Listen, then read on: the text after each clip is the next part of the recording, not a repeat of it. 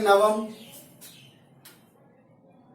भाग 3 के लिए मैं पुनः उपस्थित हूं, जिसमें मैं स्वर संधि का पहला भेद दीर्घ संधि को बताने की कोशिश कर रहा हूं। आप समझने की पूरी कोशिश करेंगे। दीर्घ संधि विद्यार्थी, दीर्घ का अर्थ ही होता है बड़ा।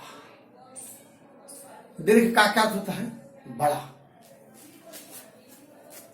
अब ये जो दीर्घ संधि है, दीर्घ संधि कहता है कि जब स्वर संधि से स्वर संधि का मेल होता है तो उससे उत्पन्न विकार जो होगा वो जब होगा वो दीर्घ हो जाएगा, बड़ा हो जाएगा। इसको उदाहरण से समझने के लिए हम करेंगे क्या कि उदाहरण लिखेंगे, जिससे है कि अब जैसे में लिखेंगे, जैसे में लिखेंगे कि अ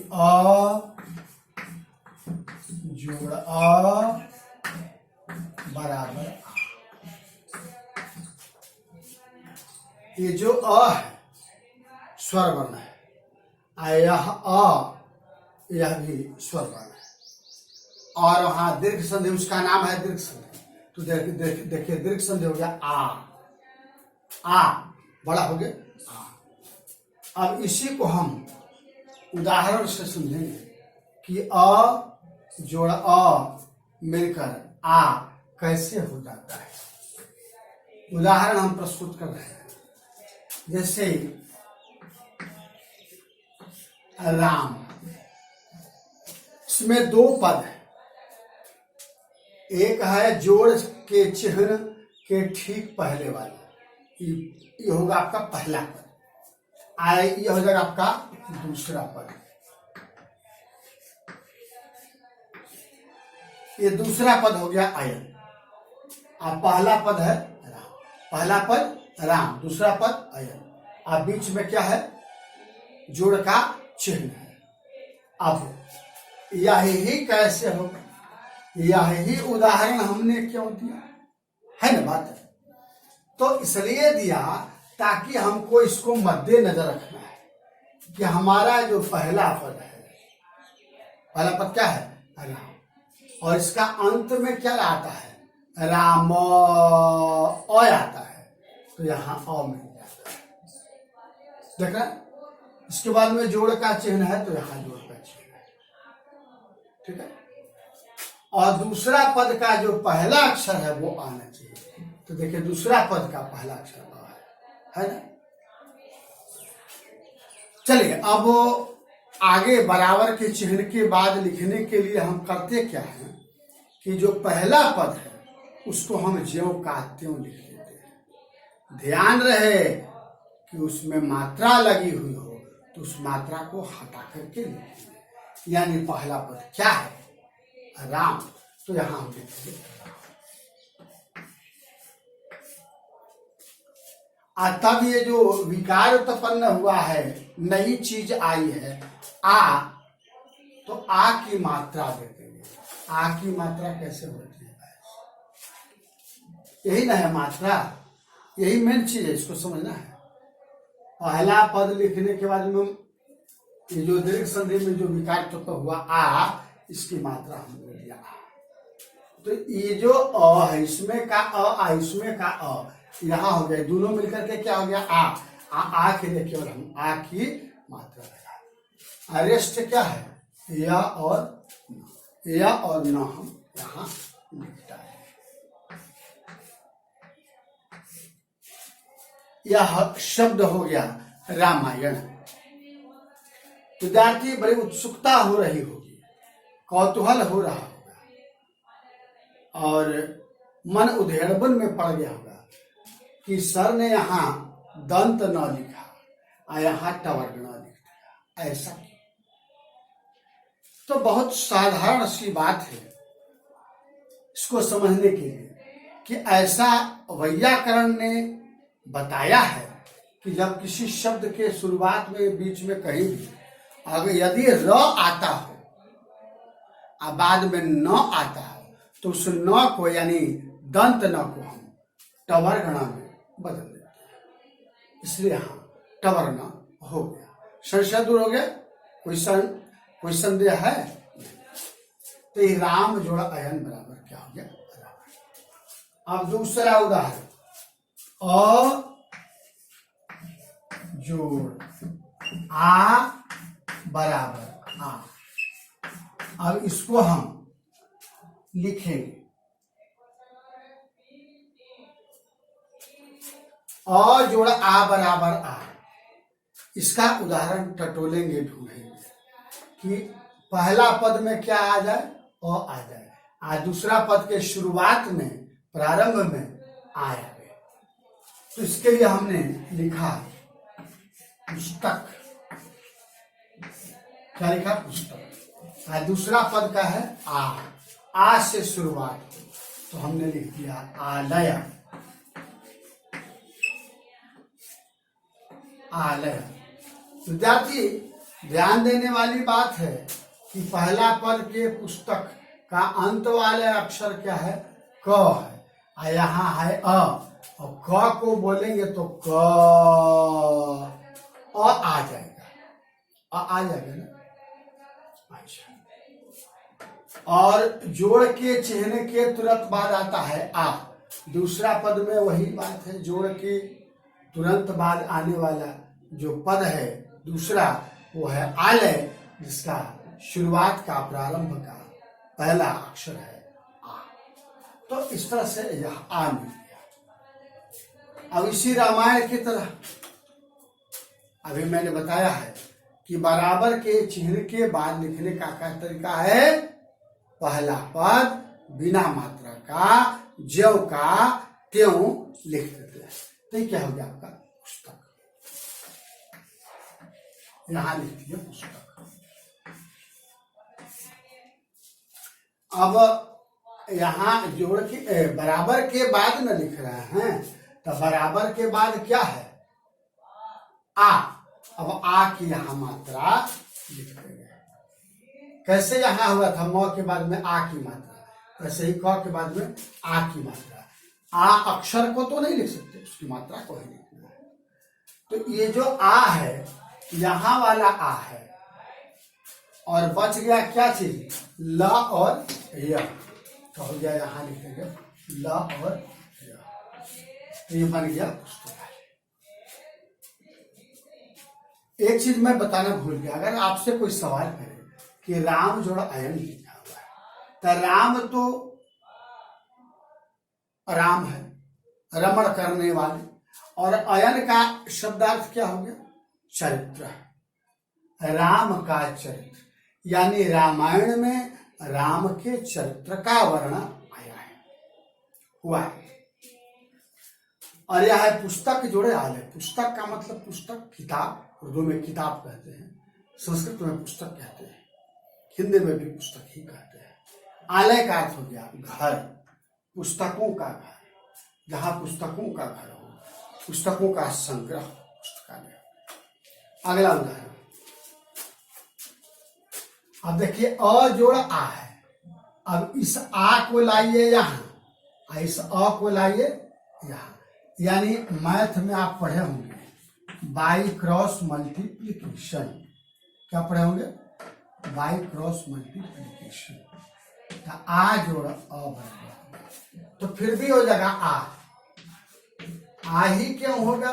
क्योंकि इसका नाम ही है दीर्घ संधि, जब होगा तो दीर्घ हो जाएगा, यानी अ जोड़ अ बराबर आ हो गया। छोटा और छोटा मिलकर के बड़ा, यहाँ छोटा और बड़ा मिलकर बड़ा, बड़ा और छोटा मिलकर के बड़ा। अब इसका उदाहरण खोजेंगे, तो ये उदाहरण आप हैं, आप खुद हैं। विद्या जोड़ अर्थ, विद्या जोड़ अर्थ। विद्या का अर्थ विद्या, जो आप पाने के लिए विद्यालय आते हैं। अर्थी का मतलब ढूंढने वाला, अर्थी का मतलब ले जाने वाला, तब विद्या को तो ले जाने वाले आप ही नहीं। अच्छा, बराबर के बाद लिखना है तो इन दोनों में भी बताया हूं, आगे भी बताऊंगा। यही नियम भी है कि सबसे पहले बराबर के चिन्ह के तुरंत बाद लिखना चाहिए पहला पद को, लेकिन बिना मात्रा का।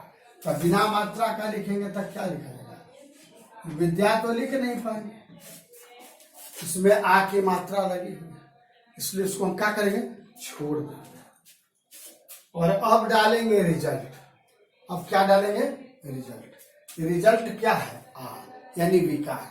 तो आ तो लिख नहीं पाएंगे, उसी प्रकार से जैसे यहाँ आ की मात्रा लगाए थे, इसमें भी आ की मात्रा लगाएंगे, उसी प्रकार से जो आ है इसकी भी मात्रा हम यहाँ लगाए। तो अ ये जो आपका है यहाँ चला गया, बच गया रथी, यानी थ दीर्घायु ऊपर रेफ। तो ये रथी जो है हम ज्यों का त्यों लिख देते हैं, ये आपका हो गया विद्यार्थी। विद्या जोड़ अर्थी बराबर विद्यार्थी। विद्यार्थी का मतलब क्या हो गया? विद्या को वहन करने वाला, विद्या को ढोकर ले जाने वाला, विद्या को परंपरागत रूप से आगे बढ़ाने वाला। अब अगला आ जोड़ आ बराबर आ। आप पा रहे होंगे कि सब स्वर है, कि स्वर संधि है ना, है तो सब स्वर नजर आ रहा है ना, आ रहा है। आ नाम है स्वर संधि का पहला भेद का क्या? दीर्घ संधि। दीर्घ माने क्या होता है? बड़ा, इसलिए सब का रिजल्ट देखिए बड़ा। आ आ आ है ना बड़ा। अब इसमें छोटा छोटा बड़ा, यानी अ जोड़ा अ बराबर आ। यहाँ छोटा है, यहाँ बड़ा है, यानी अ जोड़ा आ है, रिजल्ट आ है, दीर्घ है, बड़ा है। अब यहाँ बड़ा है या यहाँ छोटा है, यानी दीर्घ जोड़ा ह्रस्व बराबर आ। ये दीर्घ जोड़ा दीर्घ बराबर। अब इसके लिए हम उदाहरण देखते हैं। इसके लिए उदाहरण जहां आए हुए हैं, विद्या जोड़ आलय।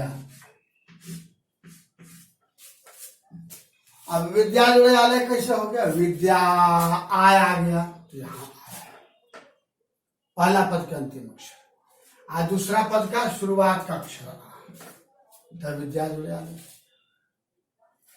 बराबर के ठीक बाद में क्या लिखते हैं? पहला पद को लिखते हैं,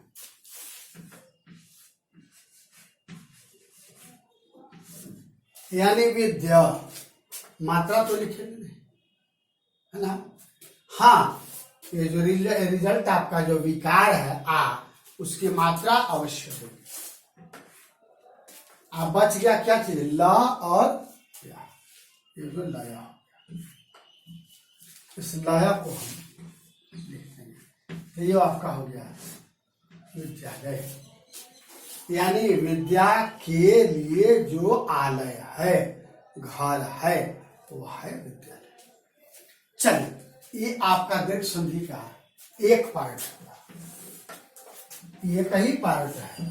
दूसरा पार्ट को हम लेते हैं, तो दूसरा पार्ट में देख लीजिए, इसका हो जाता है आपका दूसरे ढंग से। देखिए, इसको मिटाते हैं।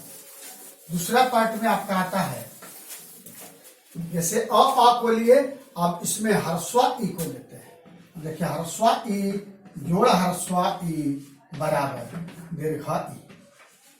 ह्रस्वा ई जोड़ ह्रस्वा ई बराबर दीर्घ ई। दूसरा पार्ट हो गया, दीर्घ संधि में ही है, दूसरा में नहीं है, दीर्घ संधि में है। तो ये ह्रस्वा ई जोड़ ह्रस्वा ई बराबर दीर्घ ई कैसे होगा, इसको समझने के लिए हम करेंगे क्या कि उदाहरण हम लेंगे, और उसमें ऐसा उदाहरण जिसका पहला पद में ह्रस्व ई आवे और दूसरा पद के शुरुआत में भी क्या आवे, ह्रस्व ई आवे। लेकिन यह जो पहला पद का यह अंतिम जो अक्षर होगा उसमें ह्रस्व की मात्रा होनी चाहिए। तो इसके लिए हम क्या करते हैं, उदाहरण लेते हैं, लिखते हैं गिरी, क्या लिखते हैं, गिरी जोड़ इंद्र, विसर्ग भी कर सकते हैं, गिरी जोड़ इंद्र, क्या कहते हैं, गिरी जोड़ इंद्र। आपसे कोई सवाल करे कि गिरी का अर्थ क्या होता है तो क्या कहेगा, पहाड़। इंद्र का अर्थ जो देवताओं के राजा हैं, और इंद्र का एक और अर्थ होता है क्या, श्रेष्ठ, पहाड़ों में जो श्रेष्ठ। अब देखते हैं इसके अनुसार यह ह्रस्व ई है, तो ये पहला पद का अंतिम अक्षर र है, इसके ठीक पहले क्या लगा हुआ है, ह्रस्व की मात्रा। तो देखिए ह्रस्व की मात्रा है ना, इसके बाद में जोड़ का चिन्ह है, तो जोड़ का चिन्ह हो गया। दूसरा पद का पहला अक्षर ह्रस्व ई है, यहाँ ह्रस्व ई है। अब बराबर का चिन्ह है, तो यहाँ भी बराबर का चिन्ह है। अब बराबर के चिन्ह के तुरंत बाद क्या लिखते हैं, पहला पद को लिखते हैं। तो पहला पद को हम पहले ही बताए हैं, इसमें मात्रा लगी नहीं होनी चाहिए, बिना मात्रा का। गिरी ना लिखकर क्या लिखेंगे, गिर लिखेंगे, क्योंकि र में ह्रस्व की मात्रा लगी हुई है और मात्रा को छोड़ते जाना है। हाँ, अब ऐसा करना है कि पहला पद लिखने के बाद में जो रिजल्ट है, जो विकार है, उसको लिखते हैं, ये दीर्घाई है। अब ये जो दीर्घाई है, ये दीर्घाई की मात्रा को क्या लिखेंगे, किसी अक्षर के ठीक दाहिने तरफ से ऐसे उठाया जाता है, ऐसे लिखा जाता है। ये हो गया अक्षर, आई हो गया इसकी मात्रा। तो करेंगे क्या कि र के ठीक, यहाँ अक्षर र ना हो गया, इसके ठीक दाहिनी तरफ हो गया दीर्घाई, तो यहाँ हो गया ठीक दीर्घाई दाहिनी तरफ से, ठीक। और जो ह्रस्व है, तो यहाँ वाला ये ह्रस्व तो इसमें शामिल हो गया, बच गया न द संयुक्त विसर्ग। इसको क्या पढ़ेंगे, न द संयुक्त विसर्ग। तो यहाँ लिखेंगे न द संयुक्त विसर्ग, ये आपका हो गया गिरिंद्र। अगर आपसे कोई पूछे कि गिरिंद्र का क्या शाब्दिक अर्थ होगा, आप सीधे कहेंगे कि जो पहाड़ों में श्रेष्ठ है उसे हम गिरिंद्र कहेंगे, और गिरिंद्र का शाब्दिक अर्थ होगा हिमालय, क्योंकि पर्वतों का वो राजा है, पर्वतों में श्रेष्ठ है। चलिए अब ह्रस्व ई जोड़ दीर्घा ई, इसके भी बराबर में वही दीर्घा ई ही होगा, क्योंकि हम लोग अभी दीर्घ संधि ही पढ़ रहे हैं। रिजल्ट जब भी आएगा वो दीर्घा ई ही आएगा। अब ऐसा उदाहरण खोजेंगे जिसमें ह्रस्व ई जोड़ दीर्घा ई का प्रयोग हुआ हो, तो ठीक यही चीज सेम थिंग करीब गिरी जोड़ ईश, गिरी जोड़ ईशा, गिरी जोड़ ईशा। अब देखिए पहला पद के अंत वाले अक्षर र के ठीक पहले ह्रस्व ई की मात्रा है, यहाँ ह्रस्व ई की मात्रा है, ठीक। यहाँ दीर्घाई है, तो दूसरा पद का पहला अक्षर दीर्घाई है ना। गिरी का अर्थ तो आप जान ही गए हैं, क्या, पहाड़। ईशा का अर्थ ईश्वर, लेकिन यहाँ भी श्रेष्ठ हो जाएगा, यहाँ भी श्रेष्ठ हो गया, महान हो गया। तो पहाड़ों में जो महान हो, श्रेष्ठ हो। अब विद्यार्थी करेंगे हम क्या कि पहला पद को बिना मात्रा का ज्यों का त्यों गिर लिख देंगे, इसकी मात्रा ह्रस्व ई जो है उसको हम हटा देंगे। अब ये जो विकार है दीर्घाई, उसको उसमें पहला पद के अंतिम में जोड़ेंगे, क्या है, दीर्घाई। अभी इसके पहले वाला में बताए थे कि दीर्घाई कैसे, देखिए हल्का हल्का दिखाई दे रहा है, तो इसके ठीक दाहिनी तरफ से ऐसे हम लिख डालते हैं, तो दीर्घाई, तो ये वाला दीर्घाई हो गया। आर्यस्ट क्या हो गया, शेष क्या बचा, तालव्य स विसर्ग, तो यहाँ तालव्य स विसर्ग हो जाएगा, यहाँ तालव्य स क्या हो जाएगा, विसर्ग हो जाएगा, गिरीश। अब अगला आप करेंगे क्या कि जैसे मैथ में बाय क्रॉस मल्टीप्लिकेशन, तिरछा तिरछी गुना, इसको क्या कहते हैं, तिरछा तिरछी गुना। अभी दीर्घाई को यहां लाएंगे, ह्रस्व ई को यहां लाएंगे। अब देखिए कैसे लाएंगे, यहां हो गया दीर्घाई, यहाँ क्या हो गया, ह्रस्व ई हो गया। फिर भी रिजल्ट यानी विकार जो होगा वो क्या होगा, दीर्घा ई होगा। अब इसका उदाहरण खोजेंगे कि हमको दीर्घा ई पहला पद में आवे, आज दूसरा पद में क्या आवे, ह्रस्व ई। इसके लिए हम लिखेंगे मही जोड़ इंद्र। क्या लिखेंगे, मही जोड़ इंद्र, मही जोड़ इंद्र। तो क्या हो जाएगा, पहला पद हम ज्यों का त्यों बिना मात्रा का लिखेंगे मह। विद्यार्थी मैं बताता चलूं मही का शब्दार्थ, मही का अर्थ होता है धरती, अर्थ सॉरी द अर्थ, पृथ्वी। और इंद्र का अर्थ क्या, देवताओं के राजा या श्रेष्ठ महान, जो धरती पर में महान है, श्रेष्ठ है, यानी राजा। तो बिना मात्रा का हम लिख दिया म और ह। यह ह्रस्व ही है तो यहां चला गया, बच गया न द र संयुक्त। लेकिन उससे पहले ये जो विकार है, विकार तो लिखते चलेंगे ना। तो ये दीर्घाई है तो दीर्घाई की मात्रा जैसे कैसे इसमें लगा है, इसमें दीर्घाई की मात्रा, इसमें दीर्घाई की मात्रा, उसी तरह से इसमें भी दीर्घाई की मात्रा लगा देंगे। अब बच गया क्या, न द र संयुक्त विसर्ग। तो यहां भी लिख देंगे न द र संयुक्त विसर्ग हो गया महेंद्र। अब कोई आपसे पूछे कि महेंद्र का क्या अर्थ होता है, तो क्या कहेंगे, श्रेष्ठ, सॉरी श्रेष्ठ नहीं कहेंगे, राजा कहेंगे। क्योंकि धरती का जो राजा होता है, महाराजा, इंपरर, सम्राट, वो महेंद्र होता है। अब लास्ट में अंतिम में लिखते हैं दीर्घा ई जोड़ दीर्घा ई बराबर दीर्घा ई। अब देखिए सब दीर्घ हो गया, दीर्घा ई जोड़ दीर्घा ई बराबर दीर्घा। अब ऐसा उदाहरण खोजेंगे जिसमें सब पहला पद और दूसरा पद दोनों दीर्घा ई हो जाए।